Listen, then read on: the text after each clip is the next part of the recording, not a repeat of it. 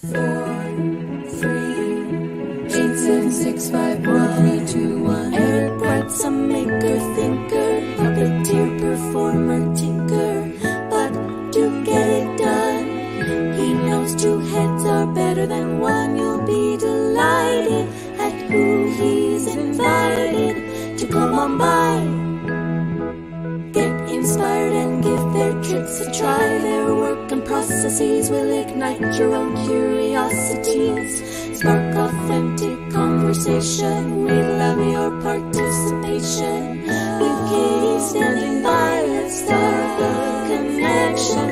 It's Puppet Time Online at Puppet Kitchen.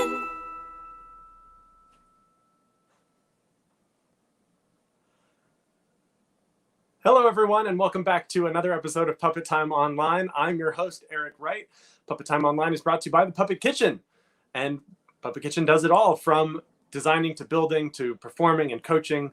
Puppet Kitchen is your connection to amazing puppetry. Now, today, I'm really happy to be back. Thanks for joining us after our break. And hope you enjoyed our new theme song that we created for our 50th episode. I'm so excited about that. And that means I'm super excited about our guest today, which is one of the genius minds behind that theme song. She is an incredible musician, a wonderful maker, psychic medium, and I just learned today, synesthete. She's got synesthesia. Maybe we'll talk about that as well. But please welcome to the show one of my favorite people. It's Jocelyn Mackenzie. Hi. Hi, Eric. Hi, Katie. Hi. It's so nice to see you. Thanks for being here. Well, thanks for having me. What a great theme song. I love it so much. I know. I mean, it's really, really wonderful. Who wrote that? I wonder who it was. That would be the talented you and Emily Hope Price. That's right. We did. Thank you for asking us again. That was really so fun. Tops on the list, I gotta say. I was like, who can I get to write this catchy tune? And you delivered. So welcome to the show. As usual, we start, like, our first question to get us kicked off is how I like to learn about how our guests got into the world of puppetry. I wonder if you could tell us a little bit about that. How did I get into the world of puppetry? Well, this is a good question because I consider myself puppet adjacent. Mm-hmm.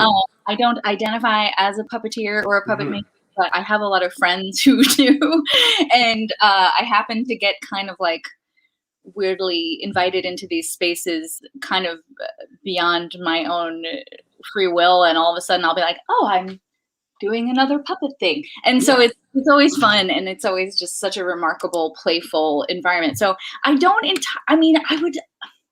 there's not like a good aha story, but it was just, I've been a maker my whole life, and I've always loved to make things, particularly out of recycled objects and, repurposed items and things like that. So, and I have a fine art degree. I went to MICA for fiber and textiles. So I've been making stuff for a long time. But then as a musician, I found myself invited into puppet playlist space as the wonderful hosts from Sinking Ship. Somehow I got invited into that and ended up performing as a musician. But then people would be like, oh, you make things. Can you make this for me? Can you make this? And then can you make music for this puppet show? So I don't know. And then also music videos is something that I've been doing for my whole career as a musician, 20 plus years. And weirdly enough, I will find myself always making something or other for a music video that I'm doing. And this kind of album cycle around, it turned out that there were some kind of like puppety elements that appeared kind of not really, it wasn't a decision like, oh, I need puppets for this. It just was like, I would be making something and then a problem would need to be solved. And somehow puppets or masks or body art solved it. So I think of it as an extension of problem solving. Yeah. We have some pictures of that. You're talking about these big bison masks that you made, right? These are incredible. I love them. And they're so beautiful. Really sit well in the tradition of cardboard puppetry and masks, I would say. And just the size and style of them is just gorgeous. They were enormous. I had just moved, so I had a lot of IKEA furniture to unbox. And so I had a lot of big old cardboard lying around. And This oh, there's my friends. Look, speaking, one of those guys is Josh Luxembourg from Sinking Ship. Really? Yeah, and then there's Neil, and then Jason. But yeah, so these images are from a music video of mine for a song called "The Brave Ones," which in its current iteration. So I had written that song probably about 12, 13 years ago, and it was always very kind of chirpy and whatever. And then when I was making my new record called Push, it was going to be a record that was entirely for string quartet. Mm-hmm. And so I don't know how to write for string quartet. So I sent out all the songs to people who do, lovely friends of mine who are composers. Emily did several of them, and plays cello on the record. But my friend Sam McCormley the Brave Ones came back, and it had this treatment that was just unrecognizable from the original demo, which I loved. It gave it this dark, like sexy, really like earthy quality to it. And when I first heard that version of my own song, I saw this image of these oxen on this beach, very monochromatic, which is not really like me. I tend to do a lot of bold colors, but this was what I saw, and I had to make it. So the timing of the IKEA boxes just was very good. And it just was a lot of hot glue and a lot of cardboard, and then we just left them in the garbage. Well, I mean, that often is the case with so many puppet things that get made. It's like, and back from whence they came to the recycle bin. Exactly. What was the process of you like figuring out how to build it? I mean, had you built any large masks like that before? Not that big, no. I do a lot of like head base and headdress related things. Often for like an album cover, we'll need a photo, so I'll like make a big headdress thingy, but nothing that scale for sure. So it certainly was a little bit of trial and error, but I treated them just like a headband. So it was literally, I had hot glued just a headband on the inside and a fabric headband. And then there were some structural supports inside of them that sat on the shoulders. And the main one that you see me in, and then I'm fixing on Neil, that one had more structural support in it because it was the largest out of, that's the one. It had a kind of this back buttress support thing that was going up the back there. The nose, the little schnozzle was like a pre-made cardboard bit. But that one, the horns were, I mean, truly the wingspan on those horns was over 7 feet. So it had to have some intense stuff in it. Yeah, they go back, so it's hard to see how wide it is. But the other two were a little bit, I had to make them smaller because it just wasn't possible to recreate at that scale. But it's just like, okay, just keep putting it on and taking it off until it doesn't fall apart. And then it did fall apart on set. And thankfully, Josh was running a little late, which I don't mean to out him as someone who is a late person. It was actually very unusual. It is very unusual for him, but it was actually a total blessing because I was like, good, I'm so glad you're not here yet. Please go get some tape. So I had to get some tape. And he's like, going to Coney Island at like 7 a.m. in August and bringing tape. But he saved the day. So thankfully it worked out great. That's wild. Yeah, so we were talking a little bit about this before the show. Your sort of intro into puppetry was the puppet playlist, and you've done several. Which was the first one that you did? The first one I did was They Might Be Giants, which was really great. Which is like one of the first puppet playlists. Which I didn't even know until you just told me, and I'm realizing that that's very likely where we met, which is amazing because I remember your fingertips performance so well, and it like stays with me still. I think about it sometimes, and I'm like, that was so brilliant because you did so much with literally your hands and a marker. Like that was pretty much the extent of it. I mean, there were maybe like one or two tiny little props, but it was so moving. And they're a band that has been with me my whole life, so I adore them, and that was just an amazing thing to see. And thank you. Now, when you do puppet playlist is a cabaret. For those that don't know, is a cabaret that alternates puppetry pieces with music pieces. And so you were saying you and your husband at the time played Women and Men as a music piece. Have you done any puppetry pieces at Puppet Playlist? Not at Puppet Playlist, no. But I met people that then brought me into The other puppetry fold. projects. So mostly, and I don't even know, I'm literally thinking of this now. I should have sent you photos. The main person who I connected and collaborated with has been Spencer Lott, who has invited me to create knit pieces, because also I'm a knitter and crocheter, All right. created small knits for his kind of more lifelike puppets. So I got to make one he had a show called Blossom, and I got to make a little knit sweater vest for his main character. And then when he did the puppets for the Mr. Rogers film, I got to make a small sweater for Lady Lane Fairchild. So I got to participate in that process. It was just stunning. So everything else has been really, kind of me in my house gluing stuff to my face or my hand. So. I think we have a picture of that too. Oh yeah, you sure do. You should. I sent you those. I just want to show this because I think these are great, and obviously, like gluing stuff to your face. Yeah, it's sort of self-explanatory. I love the light bulbs too. I think that's amazing. Oh, thank you. That's a necklace actually, because those would have been a little heavy to glue on.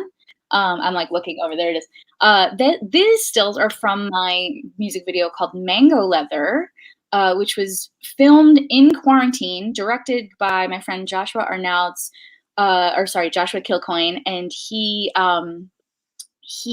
was in LA, based in LA, and my partner Harry and I filmed it from our bathroom in Brooklyn and sending him shots back and forth to LA, back and forth. But this was really like the climax of when, the big apex of the song hits. We wanted to have this like extraterrestrial goddess like creature. So I didn't plan any of these makeups.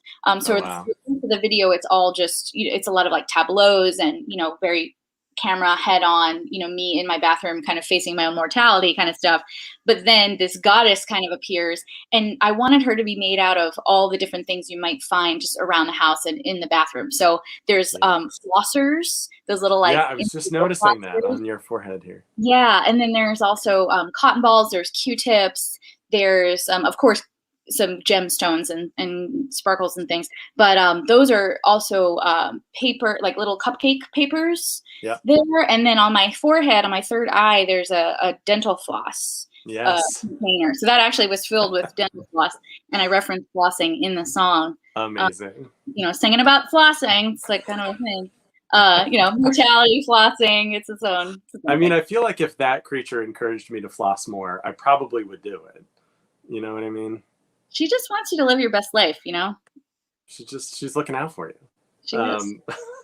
What was you mentioned working on A Beautiful Day in the Neighborhood and working on Lady Lane Fairchild's sweater. What was that process like? Like, Spencer came to you and said, I'm making some of the most iconic puppets in the whole world. Want to also be a part of that? Can I just tell you like how much I love this man? So Spencer texts me. He's like, you want to come over for dinner?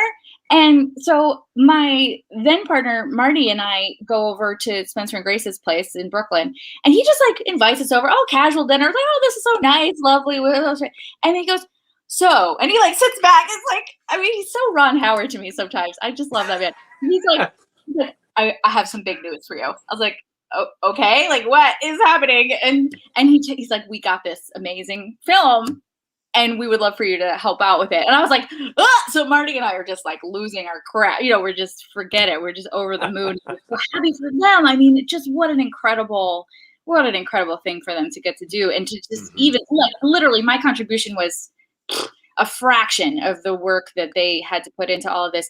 But so then, having this like wonderful, like warm invitation into that project was just, it was just so, it was unforgettable. I'll never forget that night. Yeah. It was just really lovely. They made spaghetti. It's just really wholesome. It was the most wholesome thing. But so like the most wholesome invitation for the most wholesome film you could possibly think of. Yeah. But then, so they were going to the archives in Pittsburgh to where they had the original puppets and all the original costumes and everything. And so I sent them with specs. I was like, okay, you need to measure this thing. You need to measure this thing. You need to, and I was buying vintage yarns on eBay, trying to get like the perfect texture and have that like, weathered look and everything. So, but then they did an amazing job. They got me all the specs I needed, and I found the perfect yarn, and we even found like the matching buttons, like vintage, the perfect buttons to match this amazing thing. We could only find 4. We needed 5. Spencer ended up making the final one out of or Grace made it. I don't know, but they made the final one, which was nuts. But so then as I'm making it, I'm knitting it, and I it's not going to spec, like my gauges, and it's tiny. I mean, it's this puppet sweater, so it shouldn't really take that long, Right. but it wasn't right. And then I had this moment where I was like, oh, when this was originally being made, nobody was sitting around like measuring it. They were just like intuitively like making a cardigan for a hand puppet. Like, so like whoever made this was just sitting there going, oh, okay, I guess it needs to be this big. Okay. Like they were doing the same thing that I do when I make my own stuff, but just for this show. So I was like, oh, what if I just like dropped the numbers and just let myself kind of knit intuitively, and it came out perfect. So I was like, okay. I mean, it looks incredible. It looked Thank really, you. really amazing. It was really fun. That's wild. Do you so like you said, you're primarily a musician. I mean, a maker too, but also spent a lot of your career as a musician. Mm-hmm. And you play a lot of different things as a musician, as I understand. Sort of. You like have, okay, that's great. So you have like a wide sweeping understanding of music, not necessarily like classically trained in a lot of different instruments. Okay, here's how I will say this. Yeah. In a way that does not diminish my experience, my own self. I don't want to do that. I have an intuitive understanding of songs and melodies. Mm-hmm. I do not have a practical application knowledge of how to play instruments. Uh-huh. I do not have music theory. I do not have reading music, any of that kind of technical stuff. Mm-hmm. It is my belief that music is our universal birthright. So when I tap into that, and that we can access things with melody that for me we can't as a human species, but also just as any species, like we can access things with melody that we can't access with just the spoken word. And so that's how I approach any music making, whether it's a jingle for a wonderful interview show, or a very deeply personal kind of gut-wrenching song about a miscarriage that I had. Yeah. I'm always bringing melody to the forefront and saying like, okay, what can this melody express that words alone cannot? Mm-hmm. I say that to say that I allow the melodies to create themselves, and I try to just like show up to be of service to them and allow them through. But then I can admit that I am somebody that is maybe a little frustrating to work with as a collaborator, because I'm like, this song, and some people are really down with it. Again, I'm not diminishing myself. I will walk into a collaborative space, and like Emily and I work together very well because I'll speak for myself. I love working with Emily because of, she's somebody that has all that amazing technical skill and that connection with melody. And I can say, Emily, this needs to sound a little more purple. And she goes, got it. But walked into a room, with a lot of people. And I was like, hey, actually, and they're like, what chord do you want here? And I go, the green one? They go, but a lot of people operate on the understanding. So thankfully, I feel very grateful that I've found my people who I can speak my music language with, who get me and then can kind of translate that into workable, shareable music. Yeah. But yeah, that's a huge skill in itself that I feel like you're right. Like whether or not you have the technique, like being open to like the emotional connection in music or any art really, like is as much a part of creating something as the technical skill. And as long as you are able to communicate like that, I don't know, the way you talk about it, I'm also like totally not surprised that you are also a medium, because it's like opening up the channels to allow the music to present itself to you, basically, is what you're talking about. which I think is like kind of an amazing approach. How do you refine that? Like, do you actively get like, or purposefully get better at that, or like what is the practice of that style? Because if you're technique oriented, then you practice your scales and you practice sight reading or whatever. What's your practice like? Eric, that's such a great question. Thank you so much for opening that up. I really appreciate it.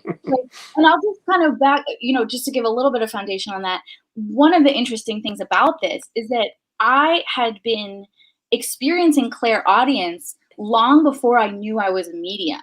So clairaudience, and I'll just to give a little explanation of it. So psychic and medium are two different things. So psychic is an extension of our physical senses. So you think about like, oh, I saw a vision. That's like clairvoyant is maybe the most commonly known one. But you can say, I heard a voice. That's called clairaudience. Oh, I felt something on my skin. That's called clairtangency. So clair, then whatever the sense is, that is an extension of our psychic experience. And everyone has access to all of this. This is not a magic power. This is absolutely something that anyone can practice and get better at and hone 100%.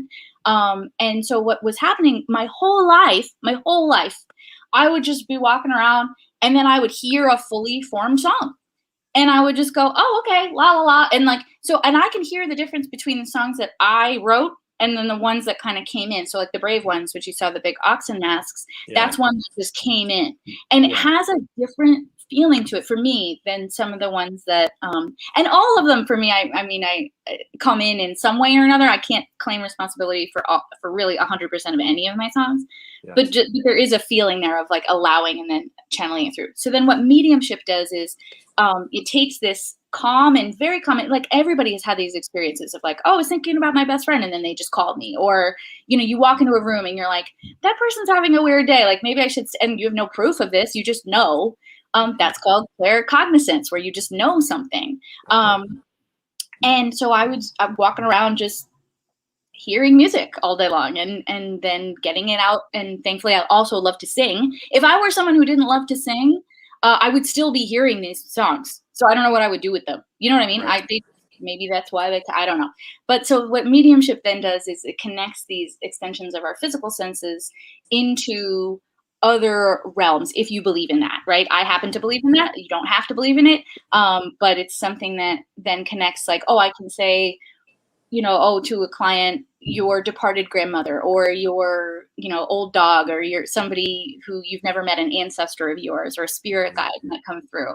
And then those conversations get to be facilitated by me in the middle as the medium. It's kind of like being a translator.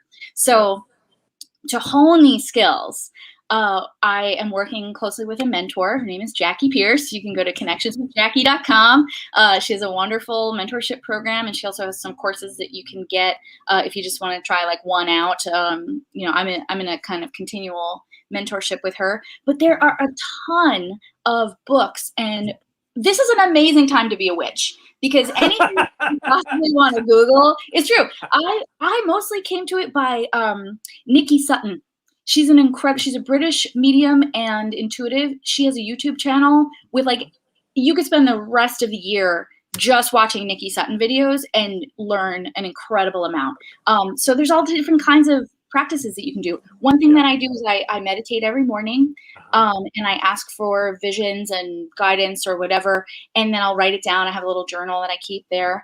Meditation is key, but also allowing myself to trust the process. So earlier today, I'll give you an example. I was sitting having breakfast with a friend and her mom, and she was talking about her job, and I was just goofing around, and for some reason I was just like, oh yeah, whatever. And I said this person's name, but I was just joking, like, oh, this is, and she's like, how did you know about this person?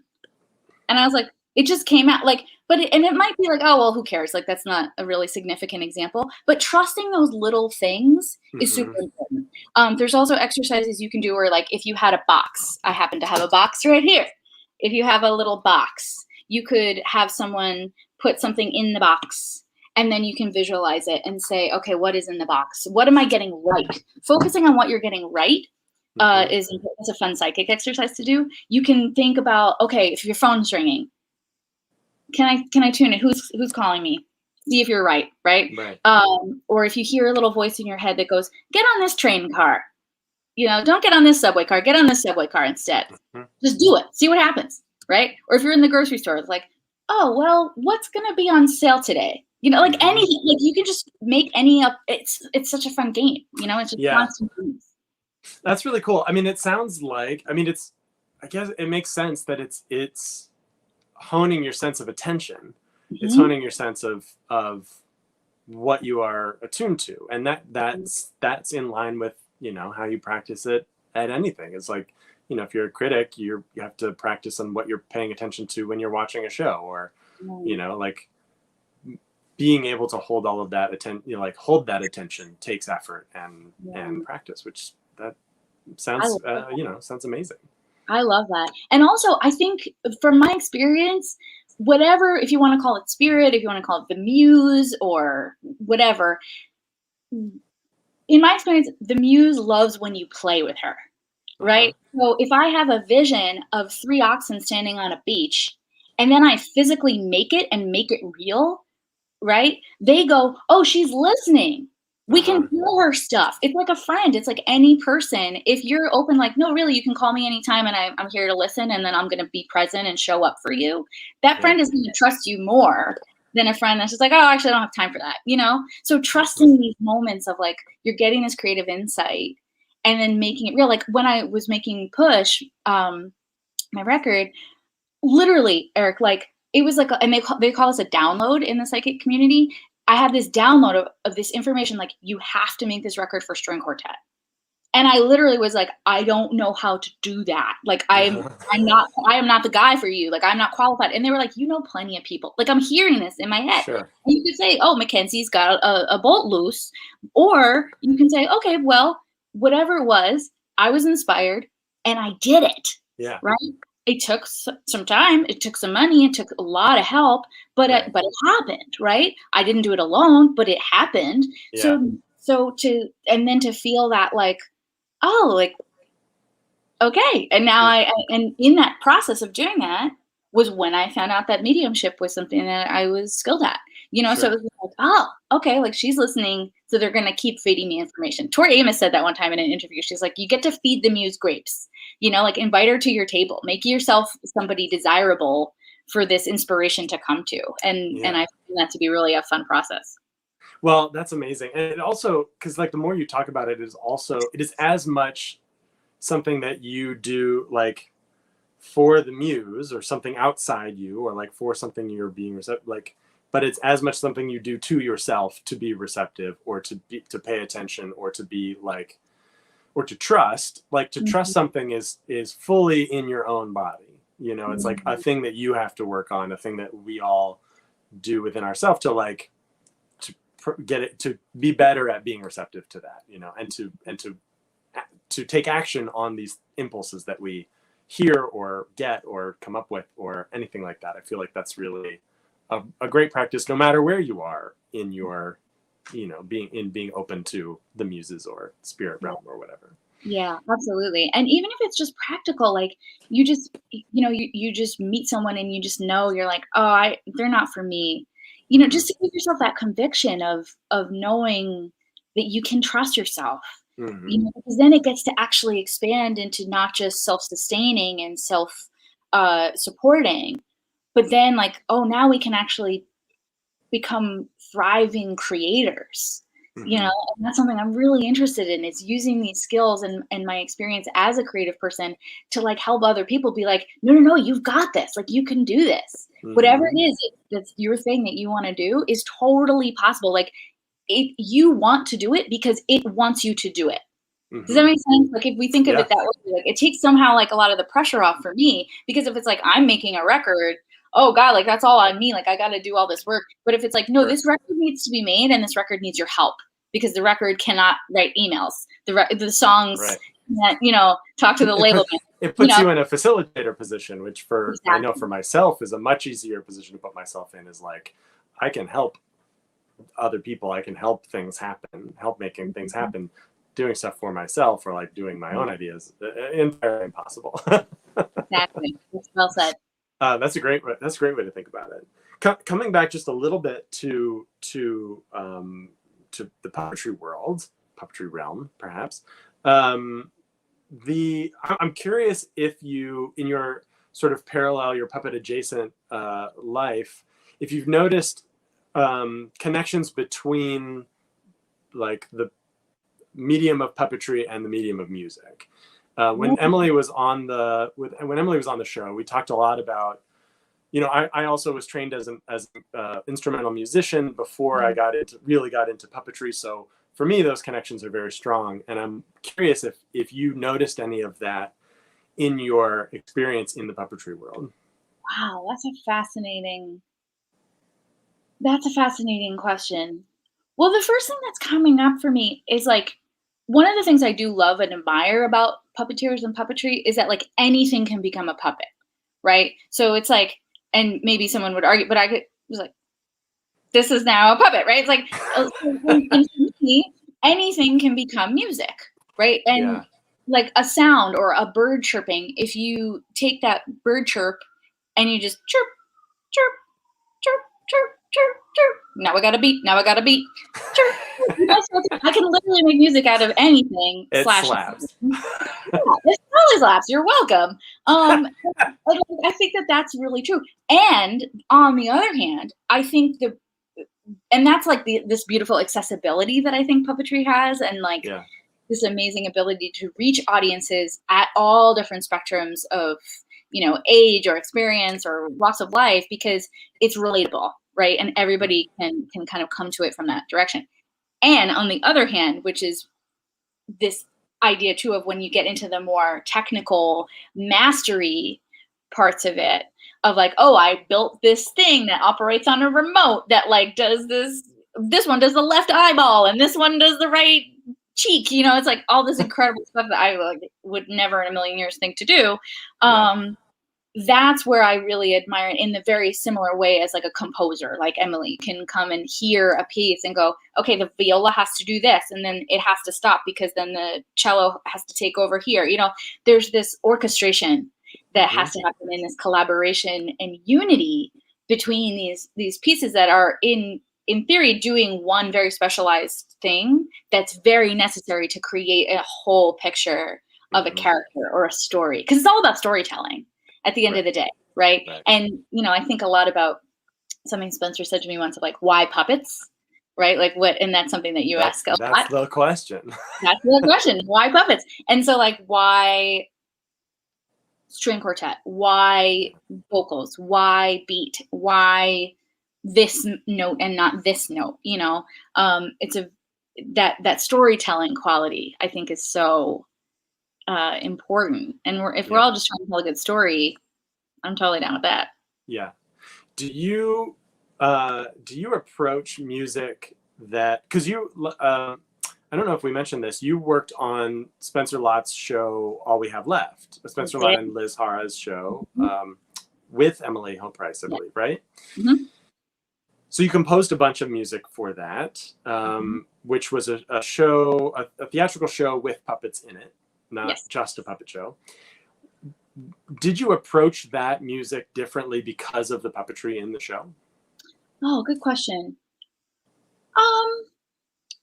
Well, it was my first time doing anything like that. This was in 2015. I want to say no, but I also want to acknowledge that I think part of the experience was wanting to have a very tactile music experience. Also knowing that, again, like my instrumental skills are not really adaptable to like I can't like pick up an instrument and be like, no, I'm gonna play an entire show's worth of beat. Like that's just not what I can do. But I can pick up like many different percussion tools, or like make an instrument out of this weird tube, so it was a lot of like in that thing of like, oh, this could be a puppet, or this, like I was like, okay, this is an instrument now, and now this is an instrument, and it was a lot of improvisational, but towards this common goal. Right, of like, let me treat instruments in the way that I can imagine would also be interesting to see, right? Not just like, musicians in a pit, but like, do we also want to watch the musicians? And maybe that's just because I'm an attention hog. I don't know. Maybe that has less to do with the music, but we ultimately were like tucked up away. At the La Mama show, we got to be kind of on stage, but it was yeah. So, it didn't occur to me to be like, well, this is a puppet moment, so let's somehow like make the music any less, interesting or complicated. It just, it was such an organic process too. Yeah. And so, yeah, I don't know. I'm really curious, one thing that comes up for me when I sort of sit with this feeling of like anything could be a puppet. I'm really curious about what the editing process is like when anything can be music. How do you, and especially in the context of a show, how do you edit down what's the right music for this moment or for this show? Or like, if anything's possible, why this one? Why this particular moment? Oh, I love that. That's an amazing question. And I think, that's where the power of collaborators comes in for sure. Because particularly a writer and a director, like working with Liz and Spencer was amazing because they could say, this is great, but not for this, like, let's put it to the side. And again, working with Emily, like I could not have done that alone. I will 100% say that because Emily's skill and her knowledge of that world is so much more in depth than mine. But yeah, and I am somebody that more often than not wants to just be like, blah, it's done. Like I wrote the best song ever. You're welcome. And then I like walk away, which is not helpful most of the time. Especially when you're writing on commission for somebody else and they need to like it. But really it's like, do I like it? And is it true? That's what I really kind of come back to is this true? And I think, truth can be so malleable and there's a lot of moments where it's like, well, yes, and right. Of course, like this is true and that is true. Right. But when it comes to storytelling, because I love wordplay too. So any opportunity to open things up for wordplay, but then it can also become about sound play as well. So am I using sound to tell a story? Right? Like and I always come back to like Peter and the Wolf, right? Like those instruments were assigned to those different animals for a reason, because they sound like how that animal feels.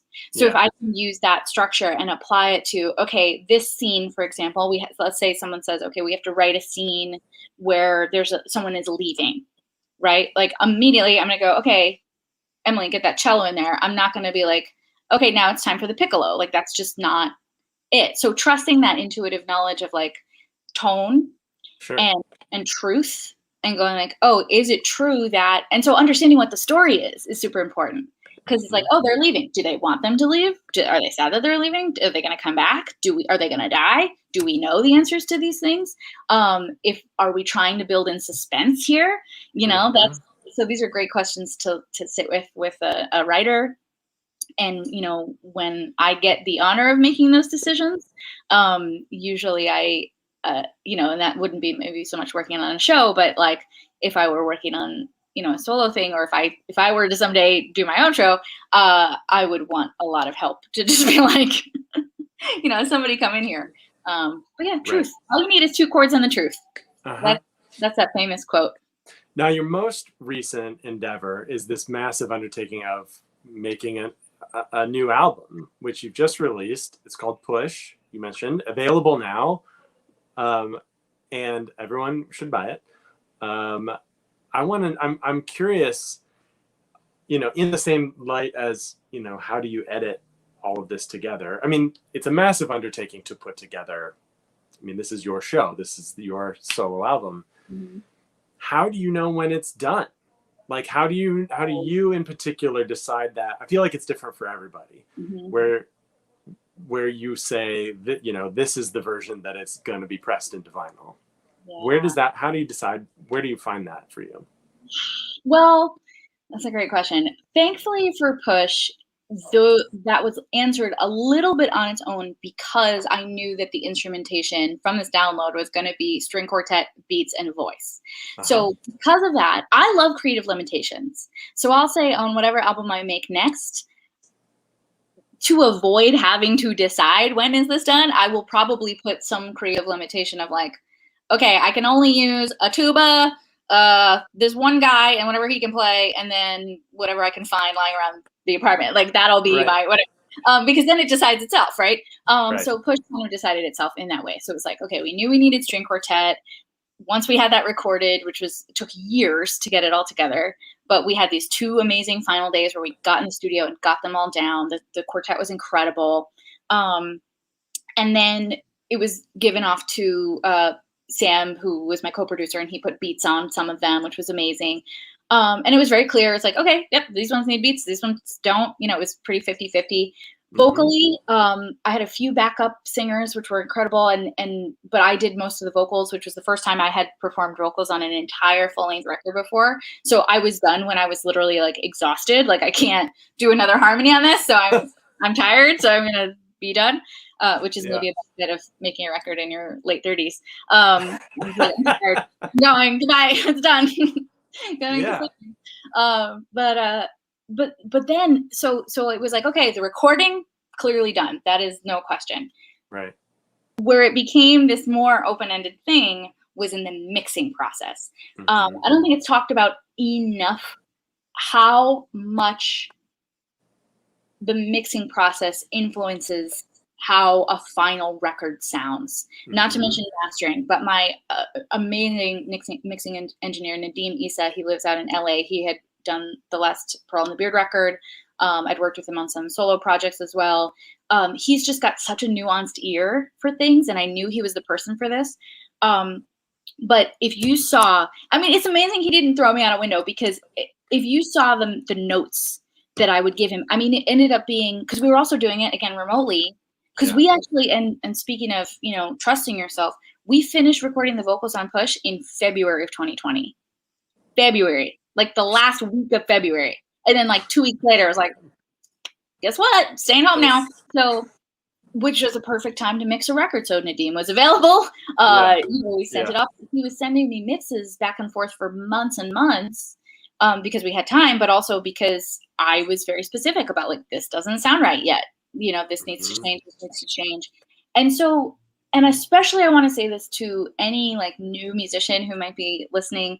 It's like, advocate for your song babies. Advocate for those babies. If these songs need to exist, you are their advocate. Like you said, like you are facilitating their entry into the world. So if something doesn't sound right, it doesn't need to make sense. It does not need to make sense. You can just be like, it just doesn't sound right. And trust the professionals that you're hiring will do the job that they need to do to like get it to be right. But that process took a long time, and it was finally done when I ran out of money, and also was, you know, of course, satisfied and very, very happy with the results. Fortunately, those line up about the same time. Thankfully, they did line up, which was great, because had they not lined up, I would have had to find more money, which would have been for Nadeem, but maybe he would have been sick of me by then. But yeah, and then mastering too. It's, you know, we had to actually remaster, because when we got the masters back from the first round, when we played them on vinyl, we actually pressed them to vinyl, got the masters, and they sounded horrible. There was a mastering thing, and it wasn't the engineer's fault. It just was this thing where it wasn't mastered to a specific spec for vinyl, because mastering physical vinyl is actually different than digital audio. So, and I didn't know that. So we had to get it remastered, which made it mean that we had to wait, but it was worth it. You know, and I sent that product out into, because by the end of it, you know, my songs are not products, but the physical vinyl is a product. And I sent that physical vinyl out with those sounds in that state, I would not have been proud of it. And it's very important to me that I'm proud of things that I put out into the world. So, and that I want to share them, because it's all energy, right? So if I'm putting out something that I'm like, oh, I don't really want to talk about this, then like, why am I bothering? Yeah. So. Yeah. You were talking earlier about how you decided to, like, what order the songs would go in. Can you tell us a little bit about how you made those decisions? Yes, I can. Well, I do want to say, of course, you want to do this thing where you're putting the hits at the top. So if you know what your hits are, start with the hits. You know, we're gonna front load this baby a little bit. But I experienced synesthesia, which is very different for everyone. Who some people can hear colors, or they see numbers have colors, or certain. For me, when I hear sounds, I see colors. So what I do when I'm mixing or sequencing a record, so deciding what order the tracks go in, I'll make these little strips of, let me see, here we go, of color based on, I put them in strips for a reason, because you want to be able to see them all kind of in a group, right? Small, colored, well, mostly in a little marker. It's hard to hold them out, but I put them in, color them out for each song as I'm listening. So I'll be in a deep listening state and then picking up crayons and coloring them out. And then I'll put them in order based on balance. So for example, I can show you these 3 tracks sounded very in the same color field for me. Mm-hmm. So I would never, ever put them on the same, like next to each other, unless you're doing an album where you want them all to sound like Joni Mitchell's Blue is a great example. All those songs sound blue to me. Now that might be, influenced by the record title, of course, but when I hear them, I see blue. So these ones I was seeing very black and kind of intense colors. So this is track 2. This is the Brave Ones. This is track, I want to say 8, There She Goes. And this is track 6, Audubon Garden. So There She Goes is 9, sorry. So I spaced them out enough. Also, this one, this is Little Islands. Here it's blue with silver. And this is Primate, also blue. Okay, right. So this Little Islands is last, Primate is 3rd. So these had to go spaced out far from each other because then it creates a record where you're balancing it. And then I reached out to Sam and I said, okay, here's my co-producer. And I was like, here's the lineup that I'm thinking. And at one point he was like, oh, this one sounds a little, and he flipped the 2 of them. And when he did that, when I moved my little color order around is that he actually balanced it so that when you split it up 6 and 6, because it's a 12-track record, so side A, side B, he made it so that there were 2 yellow ones. There were 2 yellow tracks kind of lining. Nice. So it was this beautiful, it's fun. And it's just fun. So I trust it. That's really cool. Thanks. Do they, these little strips, do they, like, is the whole image the entirety of the song? Or is it's not like a timeline of the song? It's like the beginning of the song over here, the end of the song. It's like the entirety of the song is this image. Yeah, for sure. Do you ever send like the photos of this, of your images in your notes explanations? Or like, this is the order, like this is the text order, and here, just in case it's helpful, here's the picture. That's what I'm going for. I hadn't done that. That's a great idea. Maybe for the next record, I'll do that. I'm curious because, like, I don't know. I'm curious if it's helpful for other people. Like I would say getting that for me, I may not know that, like, I don't have synesthesia that I know about, but I do have a strong visual sense, and I have developed a relationship between visuals and sound because I'm a puppeteer, and I really think that's like what connects it for me.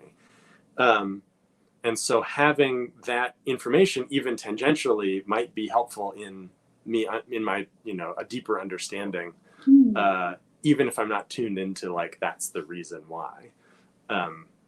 So I was curious if that makes its way to other people. This is the first time I'm sharing about it, but publicly, but I will consider that for the next record. I just love it. I think it's so cool just to kind of be open to all of the different ways that you can decide what's right for the thing that you're making. Like there's so many different ways to know what the right thing is, or what the right, like what the truth of that piece is. And you can come at it from so many different ways. And I think this is like just such a great example of something that you wouldn't think would be like, visual tiles of the color of a song. You wouldn't think as being important to the order on an LP, but I think it's really cool. How did it, what was important about it being pressed to vinyl for you rather than having it be just a digital download? Yeah, that's a good question too. Well, part of that was I felt very strongly that I didn't want to make CDs, based on not touring at the time, and also the environmental impact of CDs is pretty intense for, most people just, it's kind of garbage after a while. That felt me. So I was like, well, people still want to support, and I don't know. I also felt like it was my first time making a solo record. I put all this energy and time and love into this project. Right. To have that like physical, it's like a trophy. I mean, when they finally came, I was just like, I mean, it was so real, and to just see it like that. Listening to it on vinyl was such a bananas experience. Like I'd never heard my own voice on vinyl before. Like that's Cool.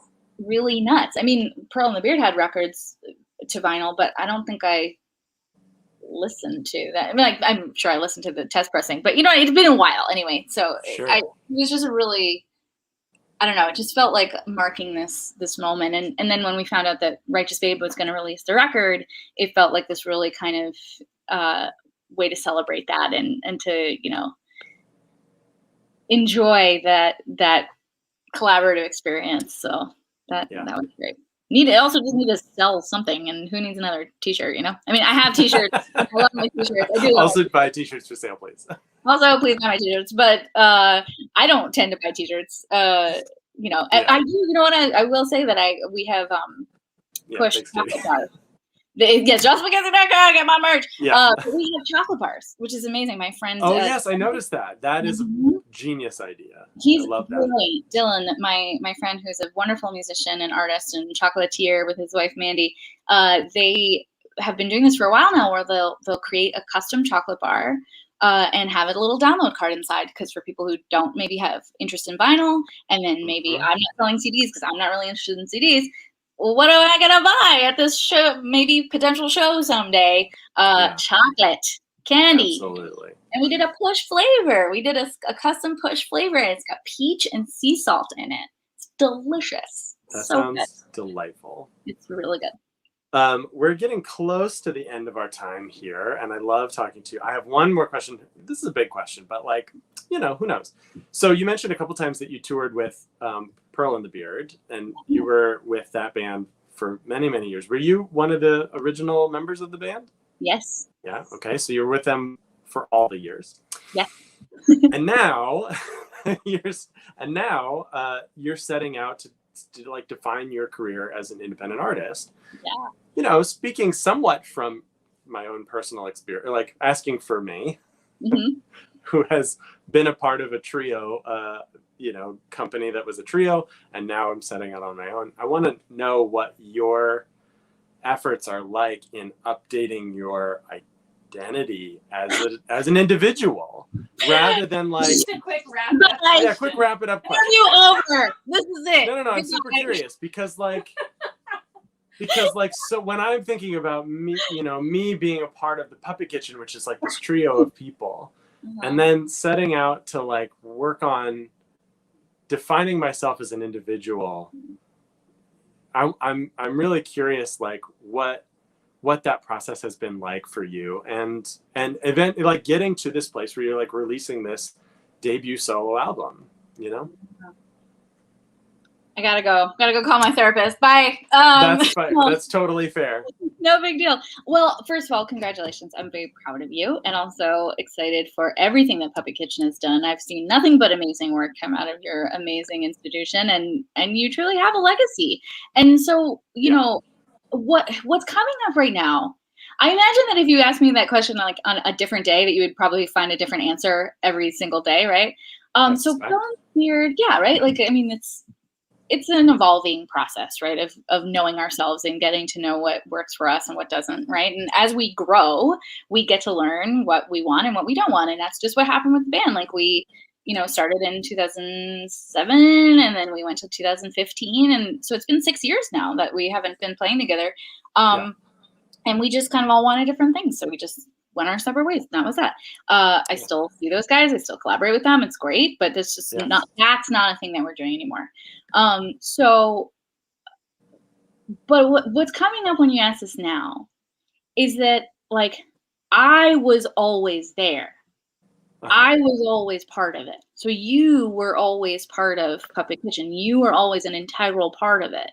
So whether you're doing you in company with others or doing you alone, you're still part of it. So again, to trust your own experience, you made that thing what it was. Without you being there, it would have been a different thing. And it's not a value judgment. It just would have been different. So to trust that you're taking yourself with you, right? Like none of the experiences that you've had have like gone away. None of them have been like eradicated from the timeline. You know, it's like now you have what, 10 more years of experience, 20 more, 30 plus years of you've been working with the trio. So you've gotten to learn 10 years from these folks too, which is incredible. You get to absorb that. But I'll say like one thing that was tricky at first for me, because I actually came kind of right out the gate and did my first solo tour was in like early 2016. And one of the things that was really tricky about it was the things that I was used to having was like, no, a lot of those things were no longer there. So even just after a show, typically, I didn't even realize we did this until I didn't have it there. Typically, the three of us, you know, we would say hi, hello, do the merch table, blah, blah, blah. But at a certain point, the three of us would sit down and go, okay, it's like what after you see a movie and you're just like, okay, well, what happened in the first time? Oh, I was confused by this. And then this character was great. And oh, I love the costumes or whatever, the scenery. We would have these like debriefing sessions after a show every time. And all of a sudden I had nobody to debrief with. And I was looking around like, where's my team? Like, where is everybody? And also nobody to like hug me and say like a fan hug is very different than a collaborator hug at the end of a show. Sure. Right. So to get to know like, and certain of those things would come up and I would notice them and go, oh, that's not here anymore. Oh, okay. Right.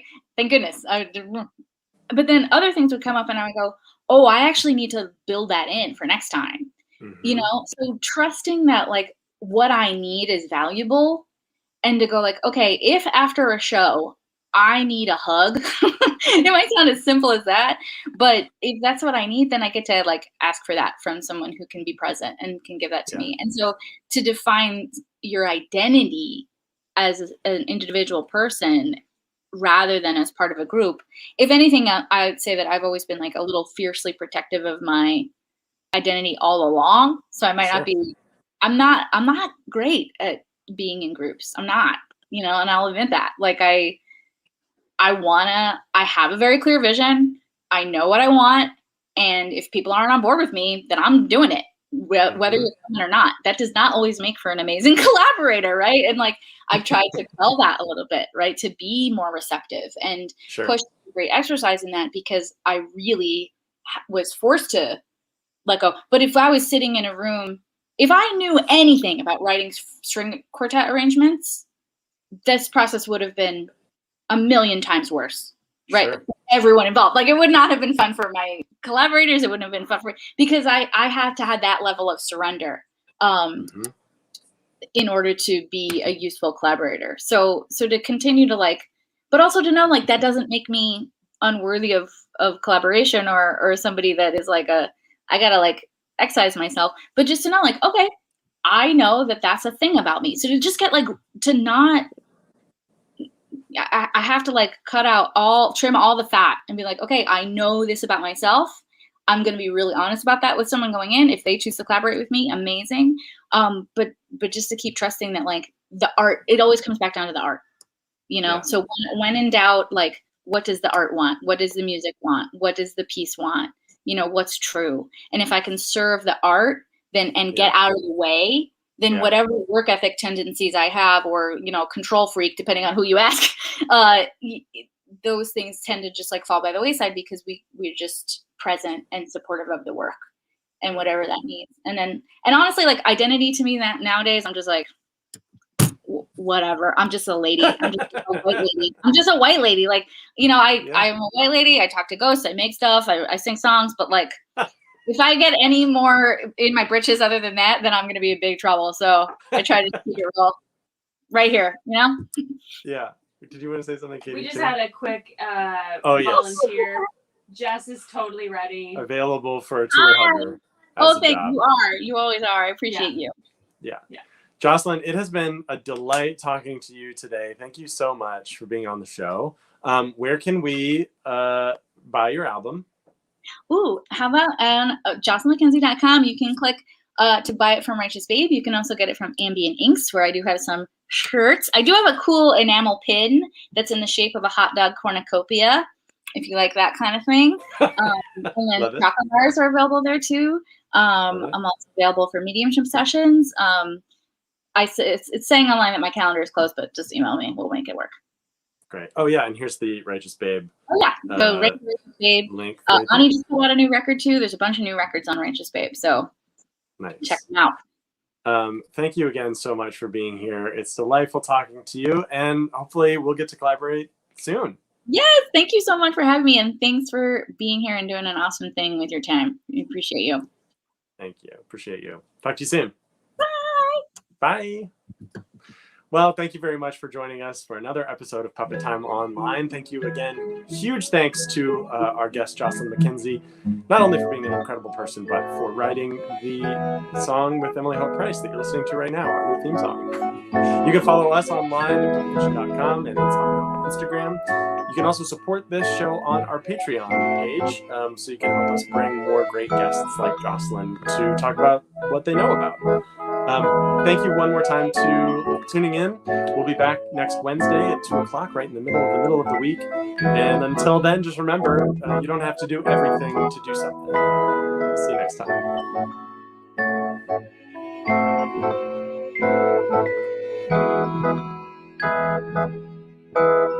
time.